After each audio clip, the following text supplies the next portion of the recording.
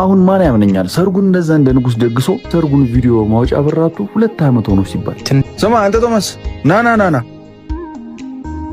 እኔ ሰፈር ልጅ ነብዬ ነው የታገስኩት። ድንገት ነገሮች ባላሰብኩት መንገድ ሆነብኝ ነው። እኔም የቀድሞ ነገርን ስለማቅ ነው 2 ዓመት የታገስኩት። እንዲህ ብዬ አደባባይ ላይ ማውራት አልፈልግም እንጂ አሁን ላይ ሙሉ በሙሉ በሚባል ሁኔታ ባለቤቴ ላይ ነው ሸክሞኝ ያለሁት። አሁን ማን ያምነኛል? ሰርጉን እንደዛ እንደ ንጉስ ደግሶ ሰርጉን ቪዲዮ ማውጫ በራቱ 2 ዓመት ሆኖ ሲባል ትንሽ ጊዜ ጠብቁኝ። ቪዲዮዎቹ ታሪኮች ናቸው፣ እንዲጠፉ ስለማልፈልግ ራሴ ወስዳቸዋለሁ። 1 ወር ነው የምታገስ። ከዛ በኋላ ቪዲዮዎቹን አጠፋቸዋለሁ።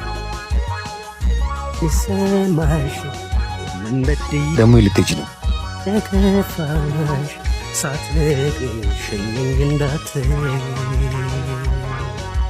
አጎቴ ማሚ ምግብ ስራ ተቆጣች። እንደምንድን ነው?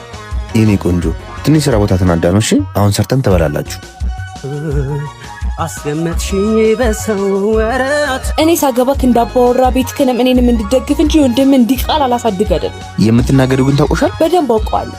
ይሄ ወሰልችቶኛል። ያው ከተጋባን 2 ዓመታችን ነገሮች እየባሱ እንጂ እየተስተካከሉ የሚሄድ ምንም ነገር የለም። ስንጋባ ጥሩ ስራ እንደነበረኝ በደንብ ታውቂያለሽ። አውቄ ነው ኪሳራ ውስጥ የገባሁት። አይመለከተኝም። ለመጠባበቂያ ብዬ የማስቀምጠውን ብር ነው አንስቼ ሰርጋችን የደገስኩበት። ታውቂያለሽ፣ ጥሩ ስራ ስለነበረኝ ነው ወንድሜ ሲሞት ልጁን እኔ ማሳደግ የጀመርኩት። ትሰማኛለህ?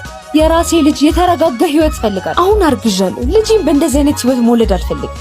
እረዳሻለሁ እኮ ምን ያህል እንደምታገዥኝ ከኔ አልፎ ውጭ ሰው ያውቃል። በቅርቡ ሁሉም ይስተካከላል። በቅርቡ ይኸውልህ የመጨረሻ ምርጫ ነው የምሰጥ። ወይ እኔን ትመርጣለህ ወይ ያሉልካቸው ልጆች ትመርጣለህ። በዚህ ሁኔታ በፍጹም መቀጠል አለ። ይሄንንም የምልክ የሞልዶ ልጅ ያለ አባት እንዳያድግ ስለምፈልግ ነው።